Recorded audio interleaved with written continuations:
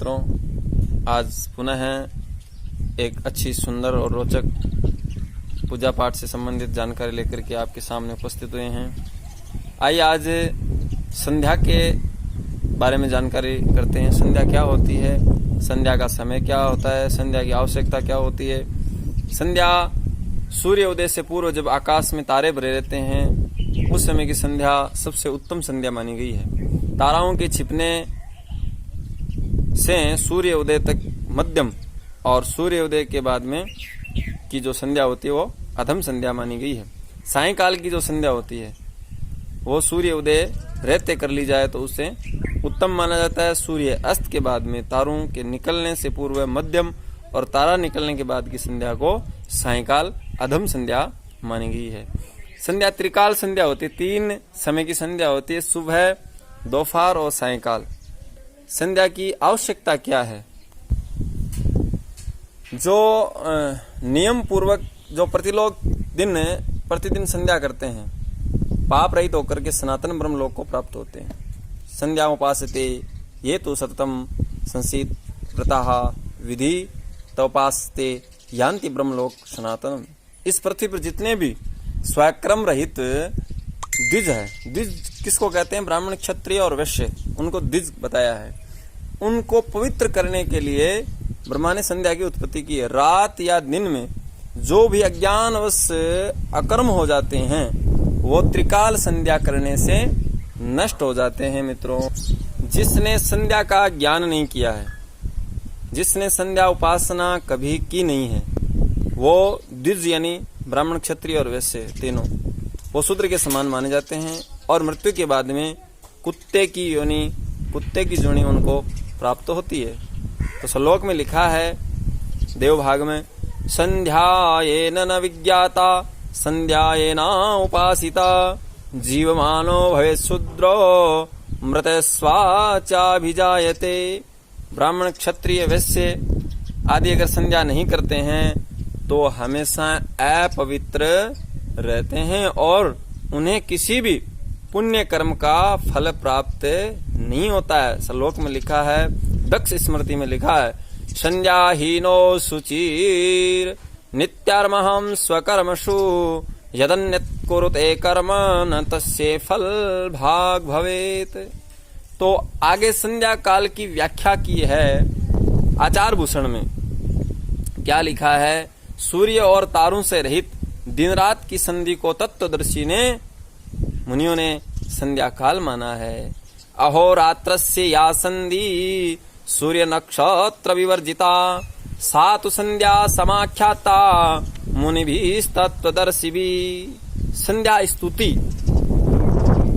संध्या स्तुति और संध्या के बारे में और महापुरुषों ने बताया है। देवी भागवत में लिखा है, ब्राह्मण रूपी वृक्ष जो है उसका मूल यानी उसकी जड़ संध्या है, चारों वेद उसकी शाखाएं हैं, धर्म और कर्म उसके पत्ते हैं। अतः रक्षा किसकी करनी चाहिए? क्या पत्तों की, क्या शाखाओं की, किसकी रक्षा करनी चाहिए? या जड़ की यानी मूल की, यानी जड़ की रक्षा यत्न से करनी चाहिए। मूल क्या है? संध्या है। और किसी भी वृक्ष की मूल की अगर रक्षा हम कर सकते हैं तो वो पत्ते और उसकी डालियां हमेशा हरी भरी रहती है, उसके फल और फूल लगते हैं। तो मूल के छिन्न हो जाने पर वृक्ष की शाखा और डालियां, पत्ते कुछ कर नहीं सकते। तो भगवान लिखा देवी भागवत में, विप्र वृक्षो मूल का अन्यत्र संध्या वेदा शाखा धर्म कर्माणि पत्रम तस्मात् मूल यत्नतो रक्षणीयम छिन्न मूले नैव वृक्षो न शाखा। समय पर की गई संध्या जो होती है उसको इच्छानुसार फल मिलता है।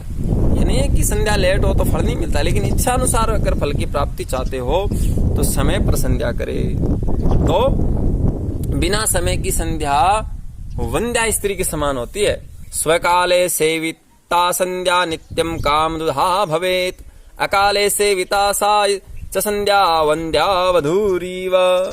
प्रातः काल में तारों के रहते हुए, मध्याह्न काल में जब सूर्य आकाश के मध्य में हो और संध्या काल में सूर्यास्त से पहले, इस तरह 3 प्रकार की संध्या करनी चाहिए। प्रातः संध्या स नक्षत्रा मध्याह्ने मध्य भास्करम शशूर्या पश्चिमा संध्या तिस्त्र संध्या उपासते। संध्या काल में पश्चिम की तरफ, शाम को संध्या करते हो तो पश्चिम की तरफ मुख, और जब तारों का उदय न हो प्रातः काल की संध्या में पूर्व की ओर मुख करके करना चाहिए, और दोपहर की संध्या उत्तर की ओर मुख करके करनी चाहिए। जब सूर्य का दर्शन न हो तब तक जप करता रहना चाहिए, यानी जप उसी समय करना चाहिए गायत्री का। इस प्रकार गृहस्थ तथा ब्रह्मचारी गायत्री के आदि में ओम का उच्चारण करे, जप करे, और अंत में उच्चारण न करे।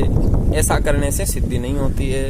यानी गृहस्थ और ब्रह्मचारी, जो गृहस्थी है और ब्रह्मचारी है, वो आदि में यानी पहले ओम का उच्चारण करे, यानी बाद में गायत्री के बाद में जो ओम का उच्चारण है वो गायत्री मंत्र के बाद में न करे, पहले ही करे। ओम भूर्भुवस्वादि जो मंत्र होता है ये गुरु का मंत्र होता है, इसीलिए हर किसी के सामने इसको जपा नहीं जाता है। गृहस्थ हूँ, ब्रह्मचारी को इस प्रकार करना चाहिए। तो आगे कहते हैं कि जप चतुष्षष्टि कला विद्या सकलस्यैव सिद्धिदा जपारंभे च हृदयम जपान्ते कवचम पठेत। यानी विशेष लाभ प्राप्ति के लिए जप के आदि में 64 कलायुक्त विद्याओं तथा संपूर्ण ऐश्वर्य की जो सिद्धिदायक है गायत्री का हृदय है जो पाठ है, और अंत में गायत्री कवच का पाठ करना चाहिए।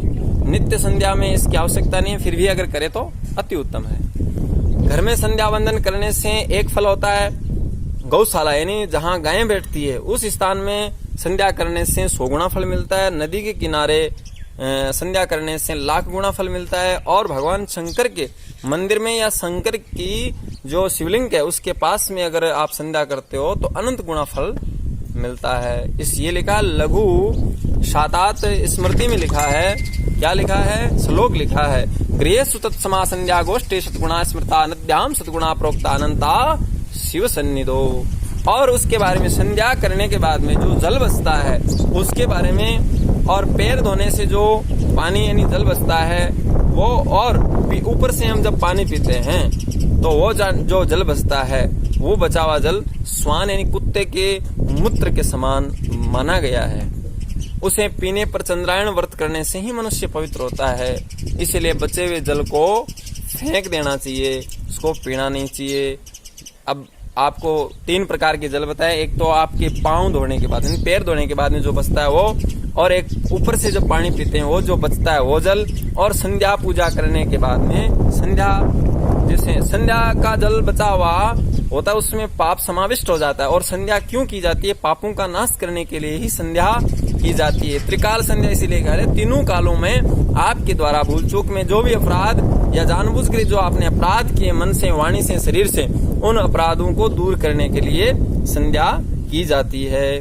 पाद शेषम पीत शेषम संध्या शेषम तथैव च सुनो मूत्र समम तोयम पित्वा चंद्रायणम आचरेत। इस प्रकार चंद्रायण व्रत करने से शुद्धि होती है। चंद्रायण व्रत का आपको पता होगा, चंद्रायण व्रत किस प्रकार होता है। चंद्रायण व्रत होता है जो शुक्ल पक्ष की प्रतिपदा यानी एकम के दिन व्रत प्रारंभ होता है। उस दिन 1 ग्रास ही भोजन किया जाता है, दूज के दिन 2 ग्रास, तीज के दिन 3 ग्रास, और इस प्रकार पूर्णिमा के दिन 15 पूर्णिमा के दिन तक यानी 1-1 ग्रास बढ़ते बढ़ते क्रम में 15 ग्रास भोजन होता है। फिर अमावस्या पूर्णिमा के बाद में जो प्रतिपदा आदि उस दिन 1 ग्रास कम हो जाता है, फिर उस दूज को 1 ग्रास और कम हो जाता है, फिर उस दिन 1 ग्रास, अगले दिन और 1 ग्रास कम हो जाता है। इस प्रकार चतुर्दशी के दिन फिर वो 2 ग्रास हो जाते हैं, यानी कम करते करते 15 में से वो फिर कम करते हैं, तो चतुर्दशी के दिन 2 ग्रास भोजन होता है। फिर अमावस्या के दिन चांद दिखता नहीं है, यानी चंद्रमा की जिस प्रकार कलाएं, चंद्रमा जिस प्रकार छोटा और बड़ा होता है उसी प्रकार भोजन के ग्रास घटते और बढ़ते जाते हैं। पूर्णिमा के दिन चांद नहीं दिखता, उस दिन भोजन नहीं किया जाता है। इस प्रकार ये चंद्रायण व्रत किया जाता है। ये चंद्रायण व्रत उसी प्रकार 1 महीने का एक व्रत होता है। ऐसे चंद्रायण व्रत करने से अगर हमने ये पानी पी लिए हो तो वो चंद्रायण व्रत करने से ही हम शुद्ध हो सकते हैं, नहीं तो हम अपवित्र हो जाते हैं। वो जितने वो पाप है वो पांव धोने का जल और ऊपर से पीने के बाद में जो बचा हुआ जल और जो संध्या करने से बचा हुआ जल अगर हम पी लेते हैं तो इतना इसका पाप लगता है। इस प्रकार संध्या कैसे की जाती है, और संध्या करने से पाप नष्ट होते हैं, ये तो कन्फर्म है। संध्या करने से हमें अच्छी योनि मिले, इस प्रकार हम भगवान ने हमें अच्छा शरीर, अच्छा जीवन दिया है, मानव बनाया है, तो मानव की जो महानता है इसका लाभ लेने के लिए संध्या प्रकरण में आगे जो संध्या विधि है किस प्रकार की जाती है वो हम अगले वीडियो में बताएंगे। अगर आप हमारे इस चैनल पर पहली बार हमें देख रहे हो तो आप हमारे इस वीडियो को सब्सक्राइब करना ना भूले और लाइक करें और अपने मित्रों को इसका लाभ पहुंचाने के लिए शेयर करें। जय श्री बालाजी की, जय श्री राम।